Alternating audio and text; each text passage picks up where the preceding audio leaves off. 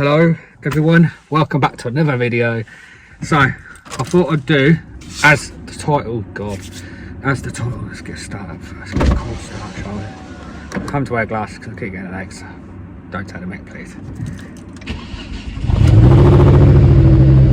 Always a bit rough on that start. Sometimes you've got to leave it a little bit anyway. So welcome back to another video. Thank you to all the new subscribers that have joined. Welcome. So this channel is mainly for people that are new, mostly HGV stuff. There is car stuff in there, but with changes we're going to have to adapt and sort of make new things, do new things and everything like that. So I thought, I've had this car now a month and a bit, something like that, and I thought why not, let's do what it's like to own a Focus ST. What's it like daily run it, because I daily run it. I take it up north quite a lot, and let's do some things I found wrong with it, what I like about it, what I don't like about it, what I would change, and just an overall look around it. Because when I did a video on it last, the actual review on it, it's had quite a bit done to it since then. So let's go for a drive. I'm gonna pop to a shopping centre, see to get some bits, and then we'll stop somewhere, maybe get a Costa. Yeah, got to say yeah. Costa, there you go. My daughter says she wants a Costa, so we'll get a Costa, and then we'll find somewhere nice, and then we'll have a look around it, what I like, what I don't like, and then we'll go through it. So if you haven't already, if you think about subscribing, I'd appreciate it. There's going to be plenty of content. I've got bits I've got to do on this car now, so we're going to do some filming. I'm trying to get some brand new trucks, do some reviews and stuff, so we're going to see what we can do. But this channel's not dead, we're going to keep going, we're going to keep smashing some content, and yeah, let's get cracking. So let's start, we'll leave it running for a bit. Let's start with the bits you get in with these. So standard xenon headlights, these have got LED little bulbs in. They're alright, they're not great, but yeah, there's obviously, since I last did the video on this car, it's changed a little bit. Some things still the same. I believe that is a Focus RS intercooler Gen 2, big scoop I think they call it. It's a big intercooler, we know that. Wheels, we know about these. These are One Form Edition 1 wheels. They're actually a nice wheel, to be fair. I didn't really like them when the lad, my brother-in-law, bought them, but I actually do like them now. A few little bits that need sorting. Bits of rust here, need sorting. Bits down here need sorting, and then obviously we've got Focus RS rear spoiler. That could do with a little bit of paint. It's a bit tatty, if I'm honest with you, but it's okay. We've got the sort of Lexus style rear lights. I'd never, when you bought them, I didn't like them, and I was like, no, I don't like them, but no, they're just growing me so much, and I really do like them now. The back's pretty much the same. We've got gel overlays. We've got, I believe they're 6-inch tips. Don't quote me, I think they're 6-inch tips. It's a section 18 exhaust, so it's pretty much, I'll show you quickly. It's pretty much, it's KMS, it's pretty much straight through, not far off, so it's pretty loud. It's all the same on this side. Exterior wise hasn't really changed much since, but you know, there's, like I say, there's bits that let it down, like here on sorting, and you know, sort of odds and sods really. But it looks, personally, I think it looks amazing. So we're going to go through some bits that that I found with it. Once I get it done, and bits and bobs like that. Okay, so if there's anything, if I was working for Ford, one thing I'd change is this bloody lock. Like, it's just, why have you got to do it with a key? I don't get it. So you have to put it in, like that, twist it, and then sort of twist it again. Don't really like it myself, but let's get this up. Key out, otherwise So inside, just turn the camera around, there we go. So we've got a ECU relocator, Dream Motorsport. We've got a Whiz Beach crossover. That's a 3-inch crossover with a Cosworth filter. Now that Cosworth filter is literally well, it's bigger than my hand. It's massive, makes plenty of flutter. So a few upgraded bits, inlet hose, some other pro hoses, coolant hoses. Yeah, it's nothing pretty. Now this engine, if anyone that doesn't know about it, is quite an old engine. So yeah, this engine is 2.5 5-cylinder T5 engine. This is out of a Volvo. This is a Volvo engine. Now this engine is old. This comes originates from, correct me if I'm wrong, so 850 T5s, V70 T5, V70R, S60R. The S60Rs and the V70R Volvos, they're 300 horsepower. They're just tuned up a little bit. I don't know what the turbo is, whether it's different, but yeah, enough. The S60R they did is actual four-wheel drive as well, so trying to find a four-wheel drive kit is not easy. So there's a few other little bits I like to do. I'm going to change that needs changing. One thing my next on the list to do, is important I think, is this plenum. Very common for cracking. Once you go sort of 300 horsepower plus, you can tend to get some problems with it. So we're going to source possibly a Puma Speed or AirTech plenum. Have it a nice bright colour. That's one thing I will be doing with that. So yeah, needs to get the aircon regas, but I'm not bothered about that. It's had the oil filter housing, are very common for leaking. That's been done on it. It's had block mod, very common. It's had about 85 cam belts. Seriously, it's had a lot of cam belt changes. It's been looked after. Oh, sorry. Clutch wise, I think next clutch wise, I believe it's got a Focus RS clutch, but I'm going to look at the S60R whenever it does need it. Other things, what else can I mention? Yeah, so block mod's all done, all that sort of stuff. The main bits I told you about when I've done any reviews on these cars, problem wise, has been done. But yeah, as you can see, it's a huge filter. Really has a load of flutter, and it does sound really good. But nice few little mods to do. These vary in price. You could probably buy a second-hand one, but brand new. When I had my old one, I paid with that and a reset valve. I think I paid just shy of 600 quid. So, but you get what you pay for. You get hand craftsmanship and a good finish. So that's that. And let's go inside. And actually, no. Before I forget, this is since the last time I did a video on this car. It's had RS injectors put in, so it's got bigger injectors in now. Plugs are all RS ones.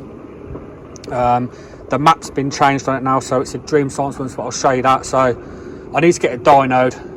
When it was last dynoed, it made just shy of 320, but it had the intercooler pipe was crushed. And obviously, when it got hot, it sort of squeezed itself in, so you're not getting full potential out of that. So me, look, I don't know. I reckon you got to be just shy of the 350 mark, but I'm going to get dyno jets here and we'll do a video on that and see what it makes. But let's go inside and have a look in there.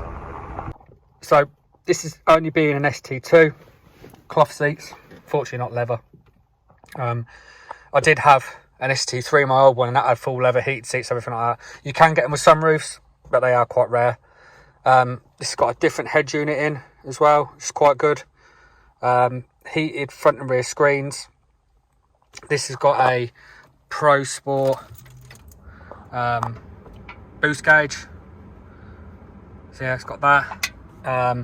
Some things that have started to play up on it now. You got to think it's done 122,000 now, and it's an 07. So what is it? 15 years old? No, what is it? 7? Yeah, something like that. 15. Yeah, 15 years old. So if we look here, can we see where the gauge has gone? Sort of, you can't really see it. Sometimes you can, sometimes you can't. I don't know why it's done it. It's obviously, I've heard it's quite a common thing that you get these where the clusters in the middle fail and it goes bright, or you can't see anything, or nothing comes up at all. Quite frustrating there, but it's something we'll do a video on. We'll strip it, I'm going to find someone who can repair it. I'm not going to buy a new cluster when we can get it repaired. So standard thing with these Fords, the 3 gauges. So we've got coolant temperature, boost pressure, and oil pressure. Obviously we've got our boost pressure on here as well. Another problem I've found with this is when we're in the lower gears here, sort of 2nd, 4th and 6th, is sloppy. In the there it's fine, but lower it is sloppy. Why it's like that, I'm not really sure, but it's something I need to get looked at. So things I've got to do: cluster, gear linkage, whether I put a short shifter on it. There's another thing I'd like to do is change steering wheel. But security, I have a lock on it, so it's something I want to look into. Definitely for a steering wheel. When I drove that E36, which a lad who had this car, it's his previous car, the steering wheel just felt so nice on it. I like the black headlining. I think that is a lovely thing to put on a car, black headlights. Something simple, but it doesn't half make a difference in the car. Just 5 seats this, electric windows, electric mirrors, and they actually all work. So yeah, I mean, yeah, like you say, you can see where the gauge is, and I'm flicking through the menu and you can't really see it. So yeah, other than that, we'll go for a drive and I'll tell you a little bit how I found it owning this car for the past a month and a bit now. So hopefully you can hear me okay. Yeah, so how's it been owning it? Hopefully you can hear me well, actually. I've loved it. I've had it, like I say, a month and a bit. I've got, now the map that's on it is a Dream Science map. This is an adjustable map. So instead of having a sorry, let's get through this bumpy bit. So instead of having a custom map, Tesla. Me and my daughter played this game. Sort of spot how many Tesla we can find. She's currently on, how many are you on? 24, and I'm on now 23. So anyway, so yeah, a lot of these have custom maps on. Plenty of good tuning companies out there, but mine's a Dream Science one. So mine's on a Dream Science Mod X. I think it's on. I think you can have another one which is Dream Science Mod X R Plus or something like that, RS, I can't remember what it is, but basically that's an ASBO mode. So over 4K, it will bang, it will spit flames, it will do all kinds of ASBO stuff. Now, I'm not interested in that. I'm not 17 anymore, so I don't really have that on. But the map that's on it is the best performing map. With the map, you can't, I wouldn't anyway, you can't run it on anything less than 99, so it's got to be super unleaded fuel. It's the only thing, it's a downside, not a downside, it's good fuel to run anyway, but it's expensive. It isn't cheap fuel like when I've ever filled up at sort of, when I filled up at Shell and put super unleaded in, you know, sort of like 187, 188 a litre.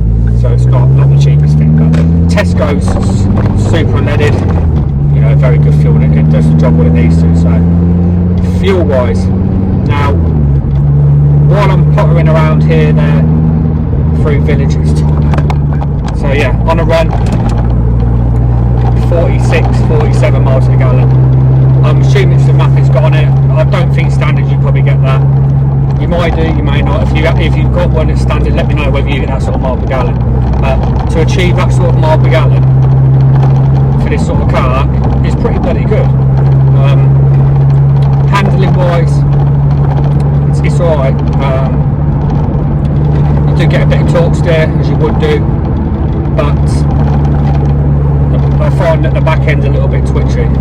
I don't know whether that's, it's got springs on it and everything, I don't know whether that's just that. I don't know whether anyone else is sort of, it's not like you're driving rear wheel drive, it just feels feel like a little bit you hit and you feel a little bit twitchy on the back. So I am going to look at sort of poly bushing at some point next year possibly. Just trying to stiffen it up. A friend of mine had that silver one I did a review on, that had poly bushing on it, and it did not make a difference to the car. The handling improved it massively. So it's something I will look at. I've got a slight oil leak. That's a power steering leak, very slight. But I think that might be coming from near the rack, pipes from the rack. So it's one of them things. You buy an older car, you're going to get these things. But while the subframe's down and all that, if I was to do it, sort of maybe look at, you can get a handling kit or performance kit that poly bushes all the front, strengthens everything up. So that would be something I'll look into at some point. There's a few things I'd like to do, but I'm sort of need to get little odds and sods done, like that gear linkage now. There's a bit of welding that wants doing on the back, which I'm going to look into getting both sides done instead of having just one side doing both.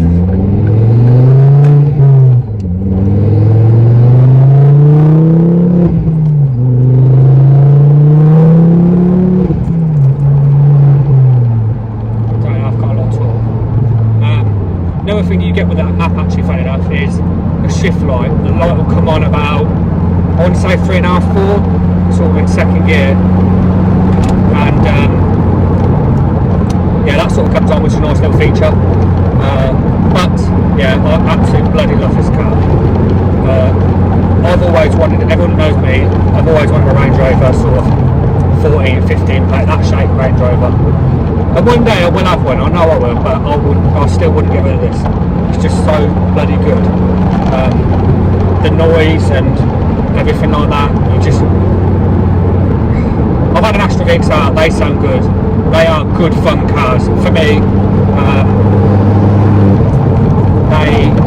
when you put more, mine was about 290 brake, so when I had that, it was all over the road, but it was fun, and this is more planning and more, it's hard to compare them, but for me, the only downside I would say with an Astra, you wouldn't have to spend probably as much as has been spent on this car for that sort of power. Whereas these, you want 300 plus, you've got to do the clutch because it will bugger the clutch up. You've got to do block mod, and you've got to do then your camber water pump. You've got to do filter. You've got to do exhaust. You've got to do all that sort of stuff to sort of go 300 plus. But for me, like I say, I reckon 340, 350 horsepower it is at the minute.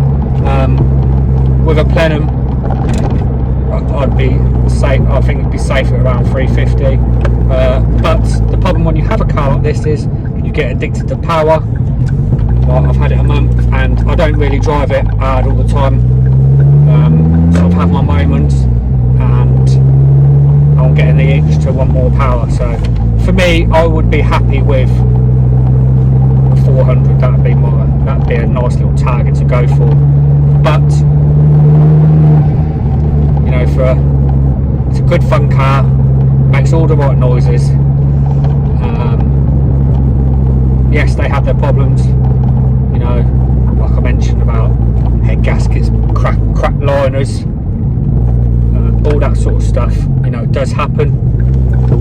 But like I've always said, what I talked about before, if I was ever going to buy one, it'd have to be one that's been done, and I was lucky and fortunate enough in the position where I could buy one where it's had it all done. So, and I absolutely bloody love it. If there's anything I would change, that bonnet lock, I would change that because it's bloody awful. The handling, I would probably stiffen things up. I'd like to do a track.